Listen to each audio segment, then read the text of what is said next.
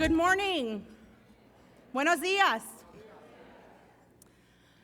It is my distinct honor and pleasure to introduce this morning's Defenders of Freedom breakfast keynote speaker.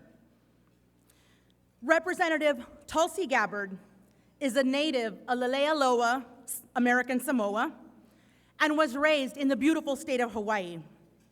Since she was young, she had a passion for serving and for making this world a better place and protecting our environment. As a teen, she co-founded the Healthy Hawaii Coalition and developed a fun program to teach elementary school students the importance of protecting our precious land and water resources. At age 21, she stepped up to serve in the Hawaii State Legislature, becoming the youngest person ever elected to that body. After the attacks on 9/11, she enlisted in the Hawaii Army National Guard in order to serve her home state during times of need and to serve our country and go after the terrorists who attacked us on that fateful day.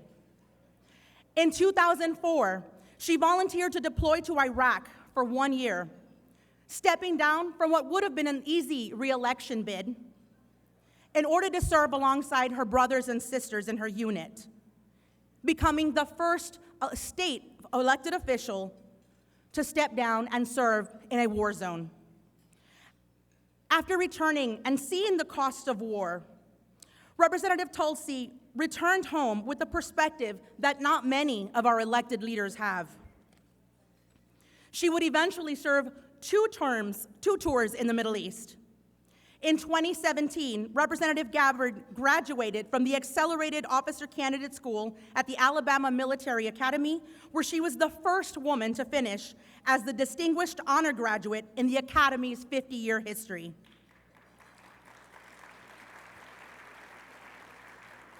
She was commissioned a second lieutenant and again assigned to her home unit, the 29th Brigade Special Troops Battalion.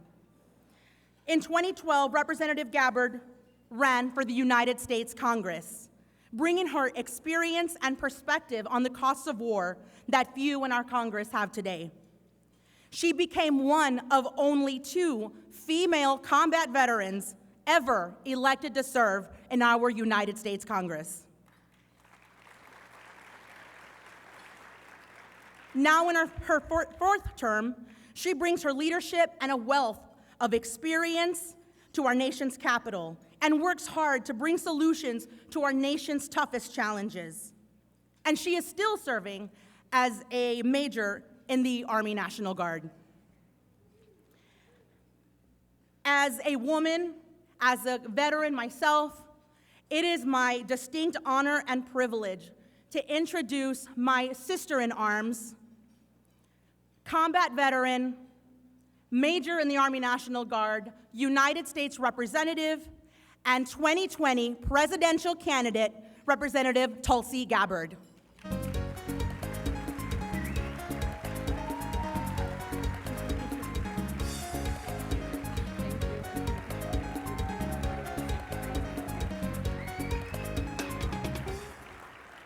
Aloha. Buenos dias. Thank you, Keta, for your kind and generous introduction and for your service and leadership, the service you continue to provide to people in this country. It's such an honor and a privilege to join all of you here this morning, and I want to thank your LULAC leadership for kicking off this morning focused on honoring our veterans. So before I get started with a few brief remarks, if you are comfortable and able and you're a veteran who served this country, please stand and allow us all to recognize you and thank you for your service across generations.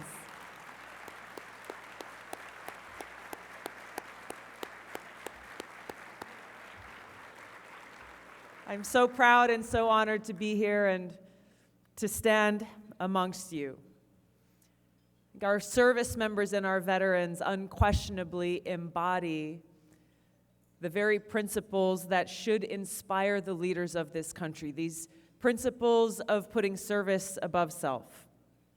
There is truly no greater sacrifice that one can make in service to our country and to our people than to be willing to lay your life down, to be willing to put your life on the line, right alongside the sacrifices that are made by our family members, our loved ones, our military families. Now, as Ketha mentioned, it was the attacks on 9/11 that drove me to enlist in the Army National Guard, like so many Americans who wanted to stand up and to take action to serve our country, to keep our people safe. At that time, I was serving in the State House of Representatives. It was 2002 when I was first elected. I enlisted in 2003, and quickly in 2004, our brigade combat team was mobilized or activated for a deployment to Iraq. And for our brigade, like many National Guard units across the country, it was the first big deployment that they had seen since Vietnam. So for many of us, we'd never been deployed to combat before. And when that notice came out, there were nearly 3,000 soldiers who were on the deployment roster. But I got a call from my company commander who said, "Hey, Tulsi, congratulations. You don't have to go." I said, "What do you mean?" He said, "Well, your name's not on the deployment roster because there's somebody who's already filling this job in the medical unit, the field medical unit, so you get to stay home." I knew very quickly that there was no way that I could stay back in beautiful Hawaii in my beautiful office in the state capitol and watch my brothers and sisters march off to the other side of the world into a war zone. And so I called him back and I said, "Sir, I'm going." He said, "No, you're not." I said, "No, you don't understand. There is no way that I am staying home. There is no way that I am letting you go without me." So I left my seat in that state house. I got trained for a job that actually needed to be filled in that medical unit and went off on this deployment that lasted over a year. We were in Iraq in a camp about 40 miles north of Baghdad for almost all of 2005. We left early in 2006, but one of the first things that we saw when we got to this camp in January of 2005 was a big sign at one of the main gates where our patrols will go in and out of every single day. I don't know who put that sign there, but it read in big block letters, "Is today the day? Is today the day?" That sign at that moment and every day that we all were there would serve as a reminder that any day could be our last, that our time could come at any moment. And for me, serving in that medical unit, I saw firsthand the truth of that, how fragile life is, how limited our time is. And for me, it was a reminder on a daily basis to do all that I could to make the most of the time that I had, to do my best to be pleasing to God, to be of service to others, to make that positive impact. And one of the first things that I did every single day was go through a list of casualties that had occurred in the previous 24 hours, name by name, a list of casualties in the entire country of Iraq. And I had to go through that list and try to see if there were any service members, soldiers from our unit who had been hurt, make sure that they were getting the care that they needed. And it was a heart-wrenching task every single day to see and to be confronted with that high human cost of war. And to think of my friends,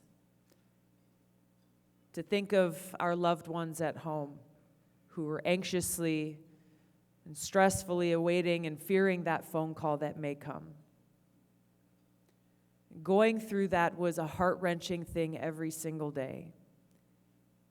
And it made me really think about why we were there and who sent us there. Who made these decisions? And I started to get angry because for those of you who have been deployed here, you've seen how you have different politicians who will come in and fly in for a few hours and shake your hand and get the photo op and then leave. But I wondered how many of them were kept up at night, who lost sleep thinking about my friends, my brothers and sisters in arms, who had paid the ultimate price, who had been wounded in combat, who would eventually go home with both visible and invisible wounds that would stay with them for the rest of their lives? How many of them laid awake at night, regretting that decision that they made, regretting that vote that they took, and apologizing to our troops and their families for waging an unnecessary and wasteful war? It was that experience that truly changed my life and made me realize that I had to do something about it. And I'm proud to continue to serve in the Army National Guard now. It's been over 16 years, and I ended up volunteering for a second deployment. I was later elected to Congress, where I've served now for over 6 years on the Armed Services, the Foreign Affairs, and the Homeland Security's committees. Understanding truly the importance of our national security, the mission that we have as service members to keep the American people safe, and understanding firsthand the terrible high human cost of war.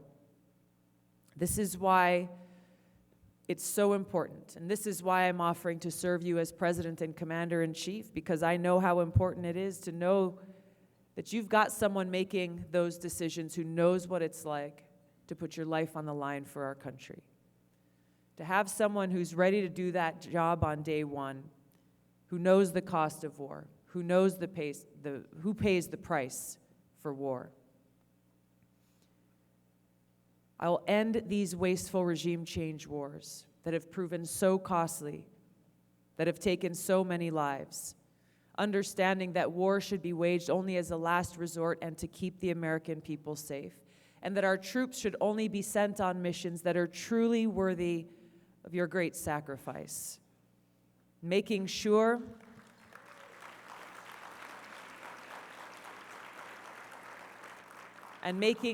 that when you come home, our grateful nation honors you for your service, takes care of you, empowers you, and makes it so that you're able to make that seamless transition from wearing the uniform to civilian life, that you're getting the care and the benefits that you have earned through your great service and sacrifice.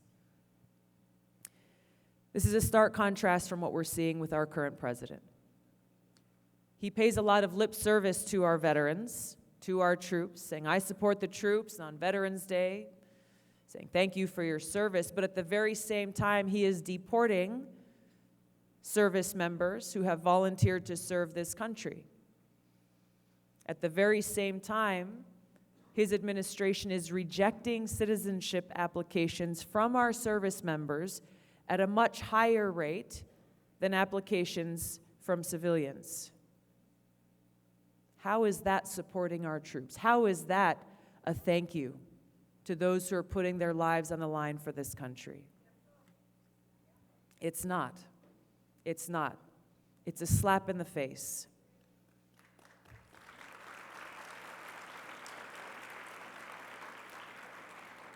I will honor those who have put their lives on the line for this country, who voluntarily served, by making sure that they are able to get that citizenship that they so deserve and to bring every one of our veterans home.